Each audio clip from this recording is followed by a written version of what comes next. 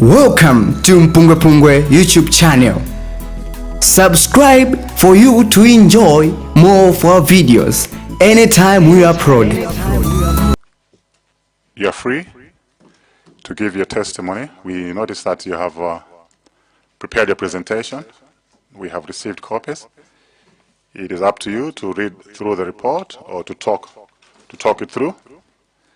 After you have made your presentation, members might want to seek further clarification.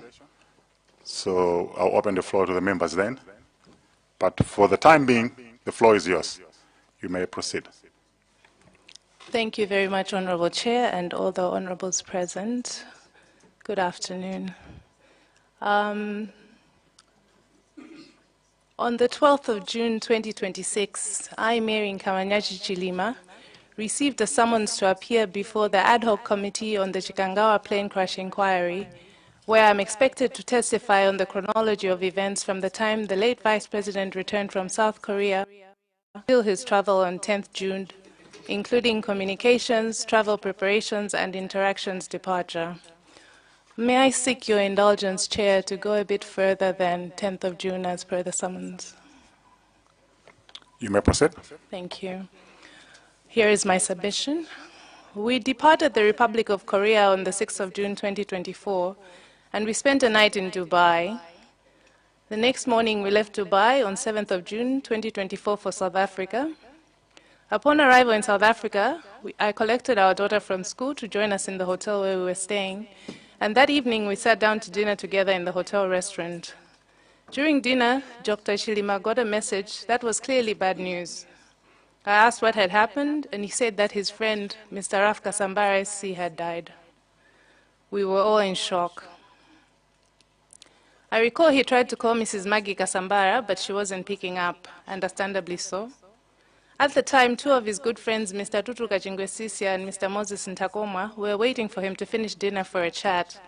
After the message, he excused himself to meet his friends and to try to get more details of the sudden death.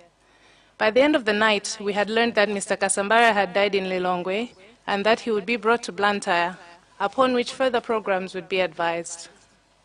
During the 8th of June, Dr. Chilima continued to engage the Kasambara family on the planned way forward. In the meantime, we had planned to spend the Saturday visiting the sick and buying a few personal items. As planned, we went to see Honorable Lucius Banda in hospital.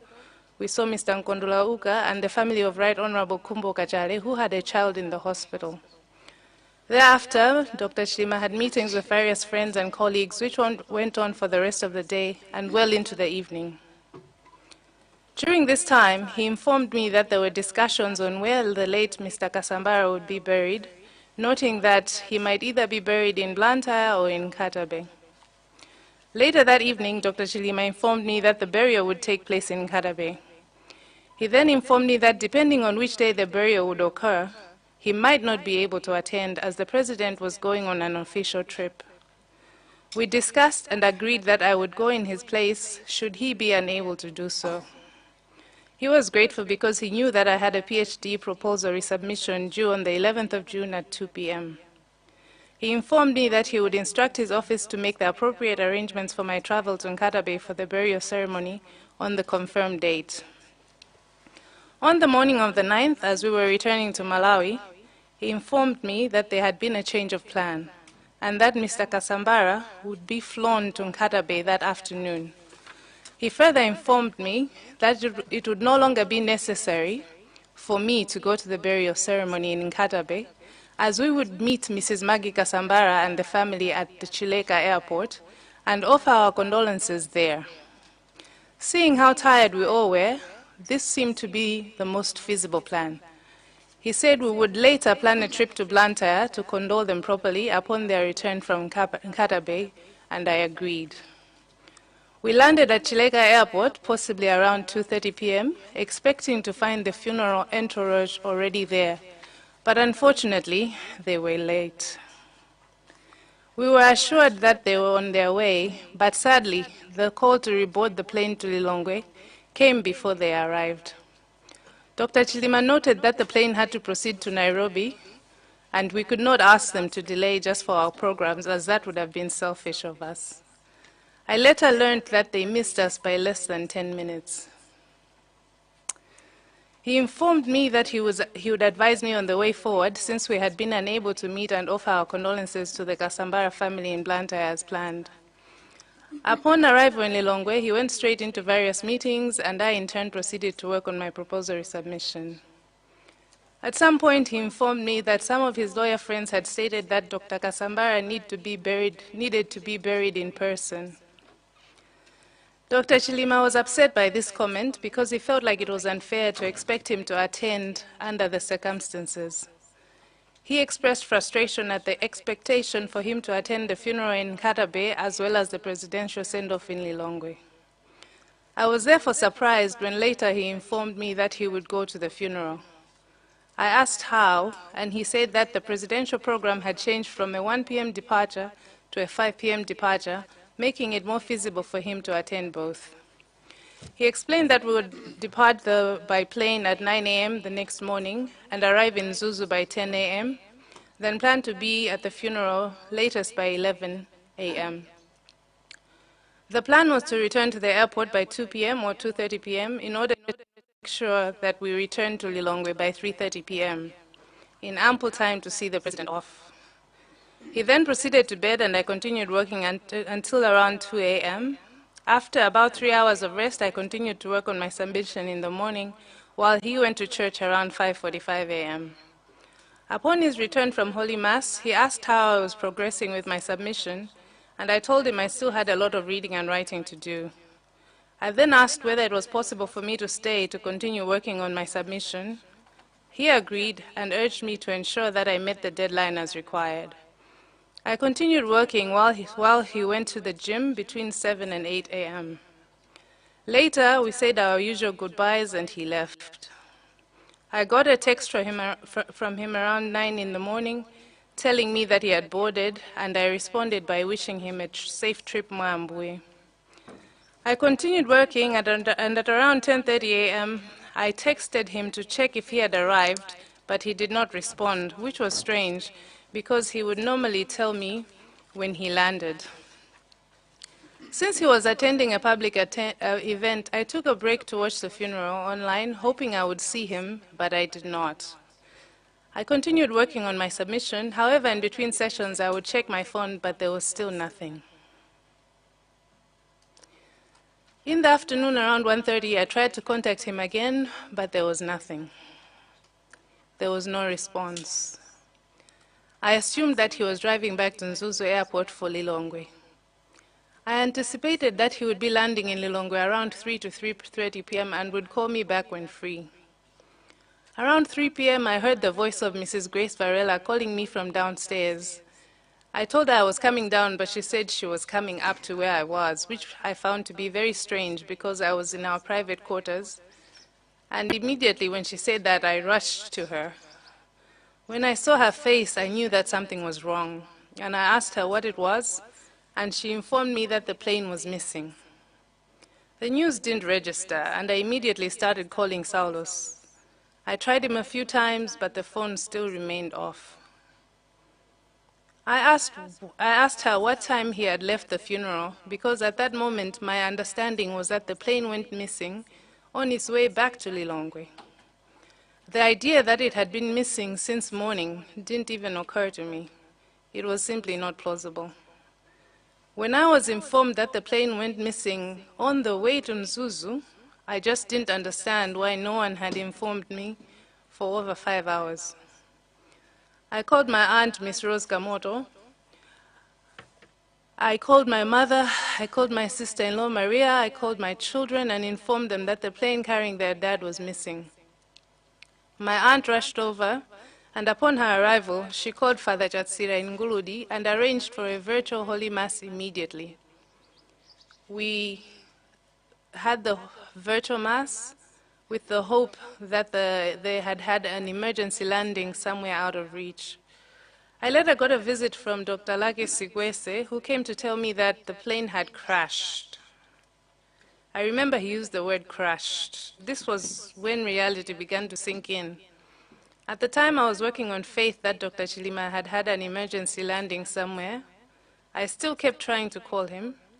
When I found out that Madame Chanel was also in the plane, I also tried to call her, but to no avail.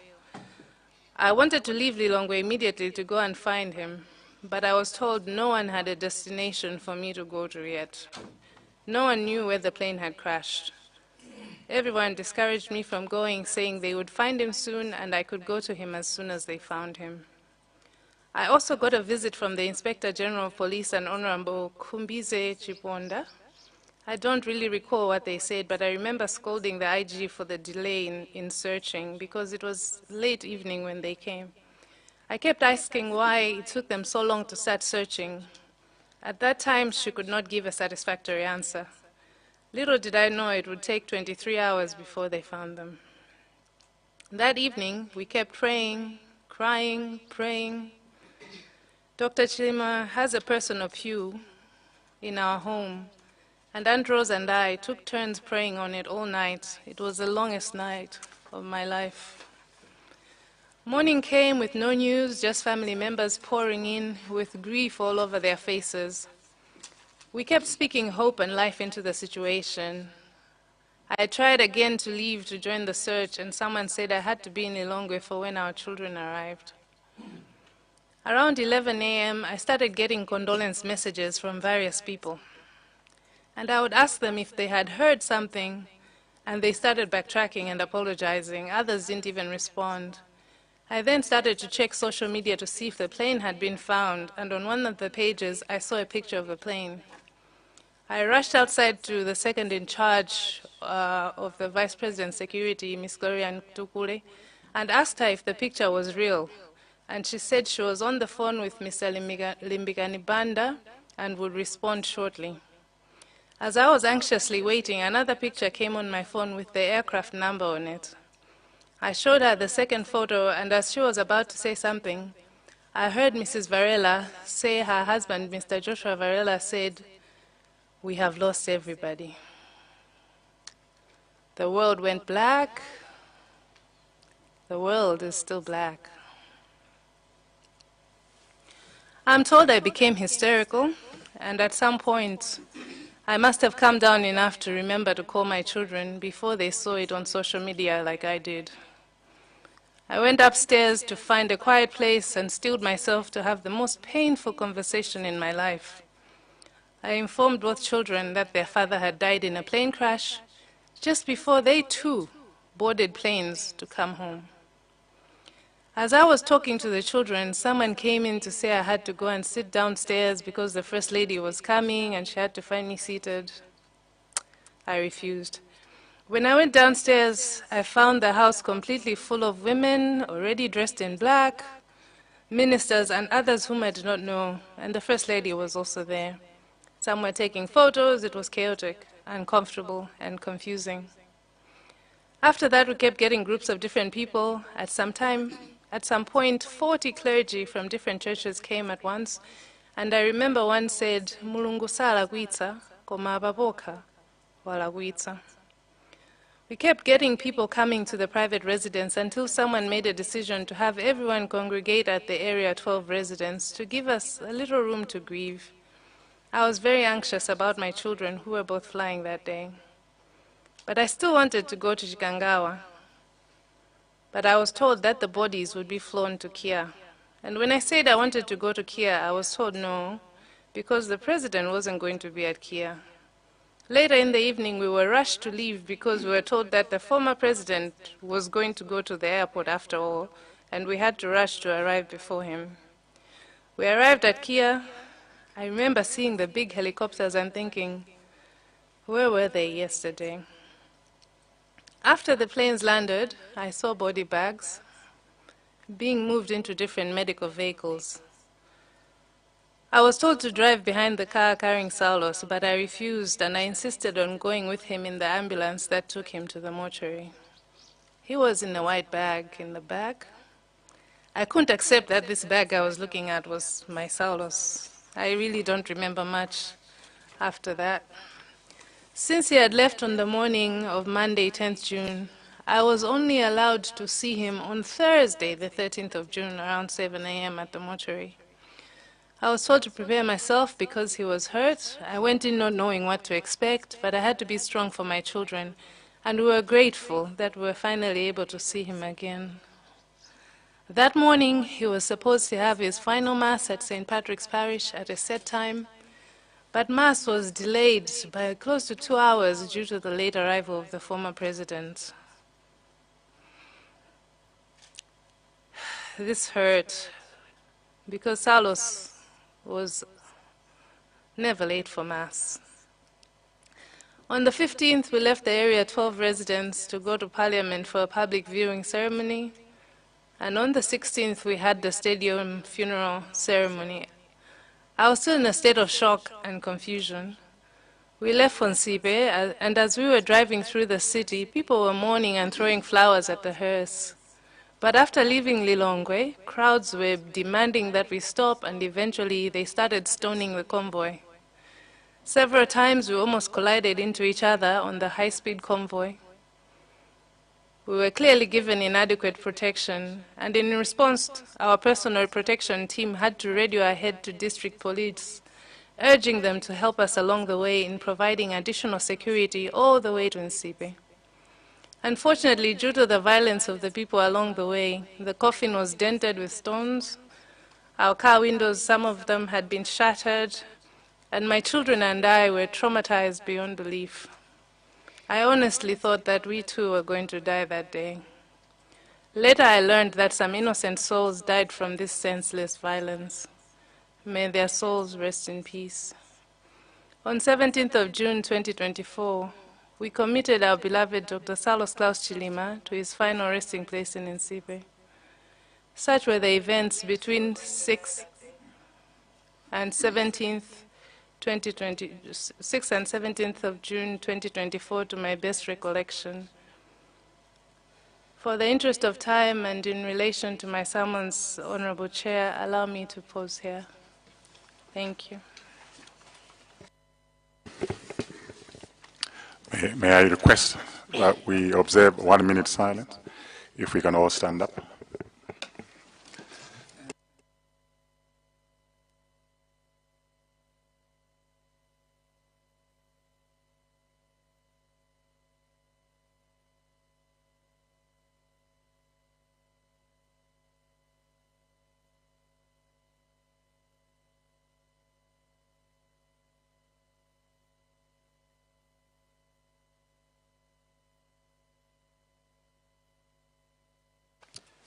May the soul of Dr. Salos Klaus Chilima rest in eternal peace. We may get seated.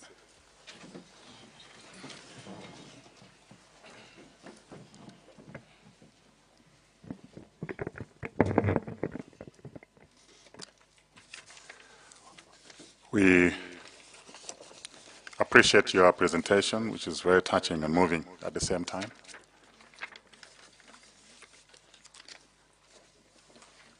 It's not the best of circumstances, but unfortunately we have to revisit the past. So if you may allow us to take you backwards, members may want to ask questions, seek further clarifications. Maybe there are issues that you haven't spoken about here, and members will want to know some of the detail as well. So I will open the floor to members, starting with Mwanza Central. Thank you very much, Chair. Once again, my condolences, Madam Mary, for the loss of your beloved husband. I just want to confirm a few things with you. In your statement, you have said that at 3 p.m. you heard a voice of Mrs. Grace Varela downstairs, and at that time you had not been informed about the missing plane. So I just want you to confirm if that is correct. That is correct. Thank you.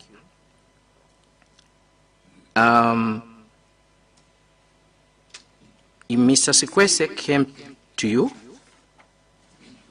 and informed you that the plane had crashed, and that was on the 10th.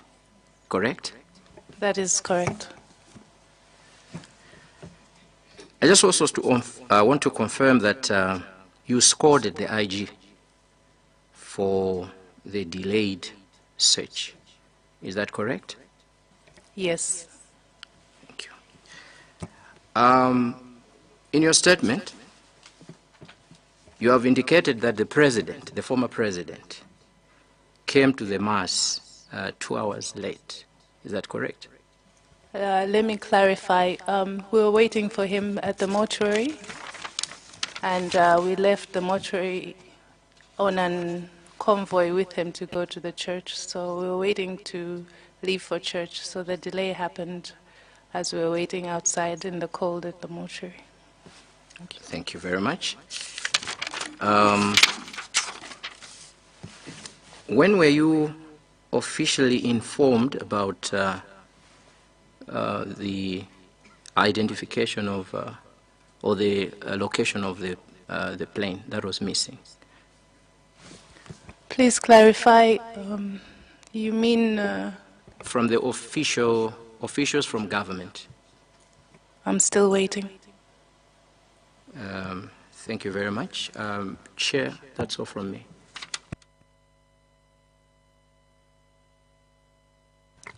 Kadabe North, then to Doa Kasangazi, and then Lilonge Mudi. No, thank you, Chair, for giving people in Kadabe North to ask a question.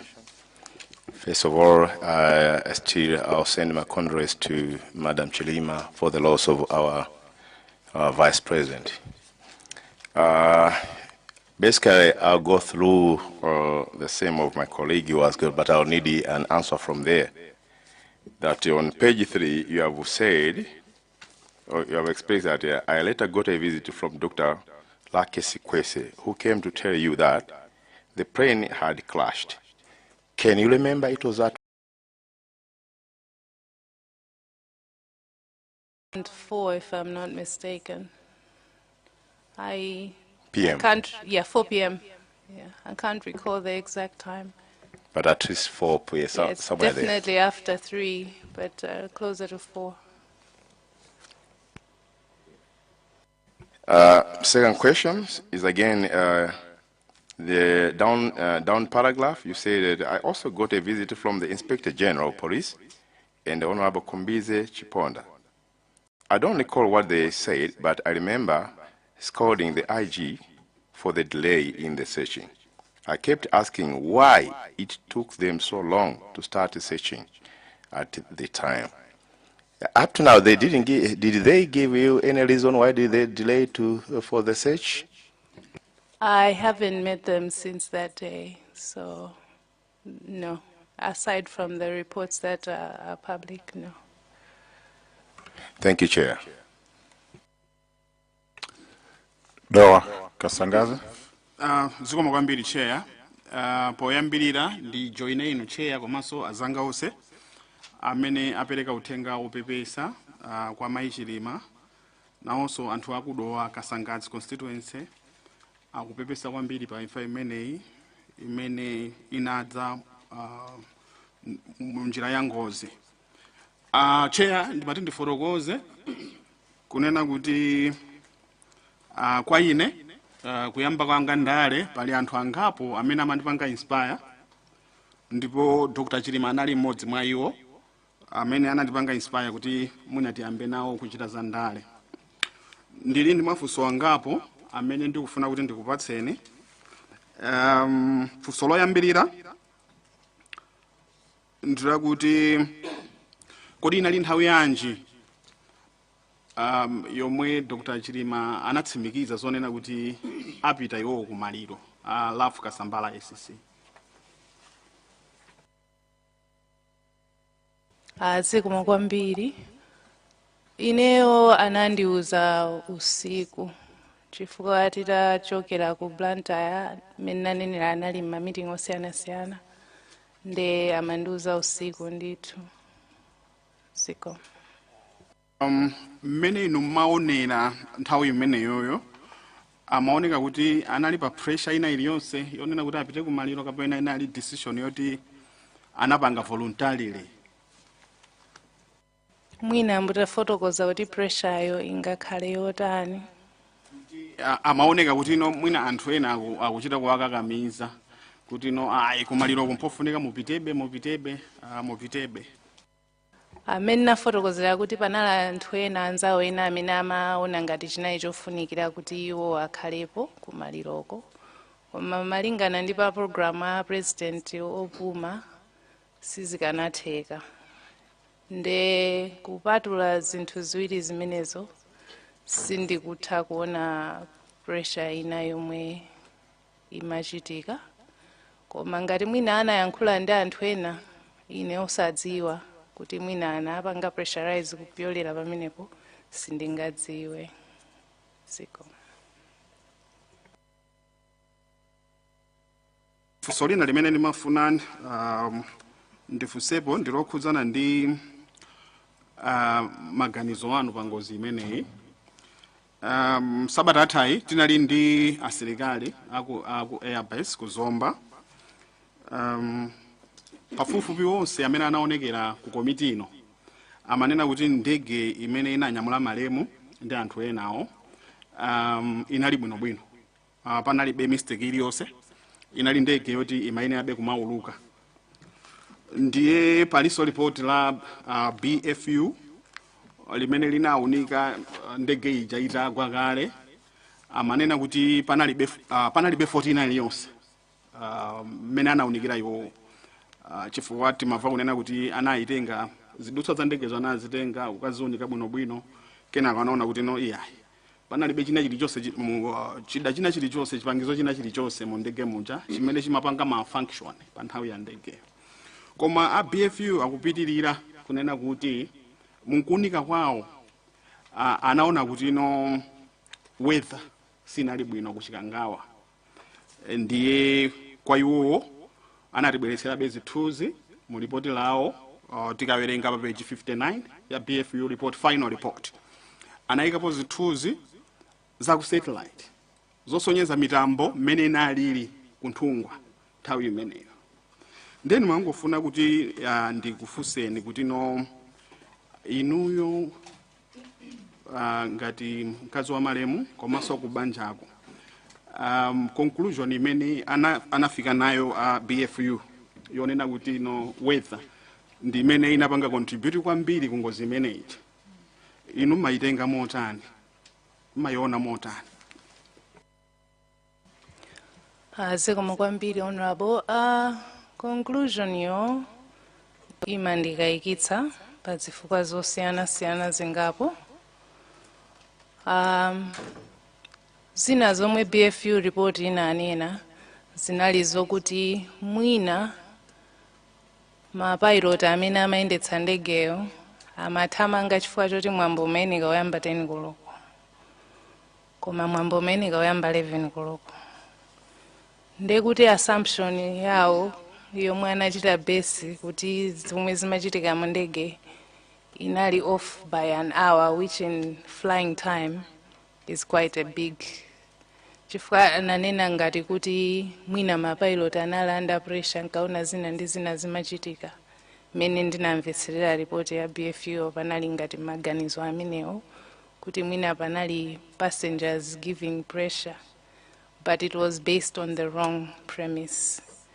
Ndekungoyambira pamene popo komanso kuti ndinayi ndi ka list kamafunso naninso kuti ndikanapereka kumapeto koma lina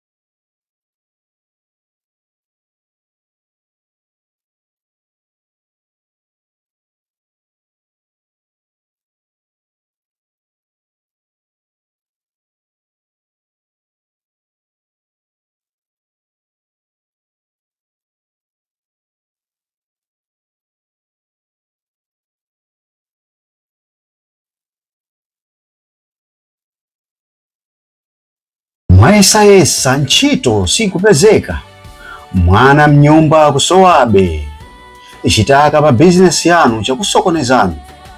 Wosadandaula kuli Dr. Maiye ku Mbulumbudzi. Muitano wa bizinesi mwai wanchito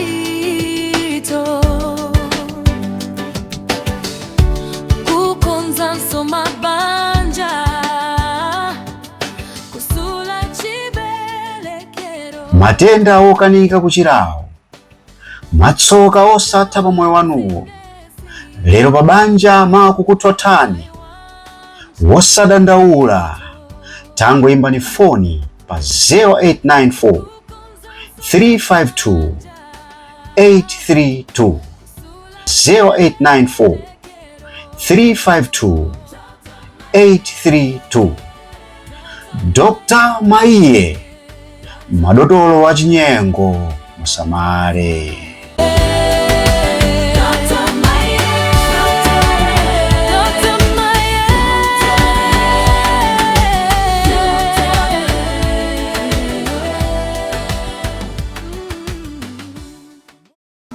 Welcome to MPUNGWE-PUNGWE YouTube channel. Subscribe for you to enjoy more of our videos anytime we upload.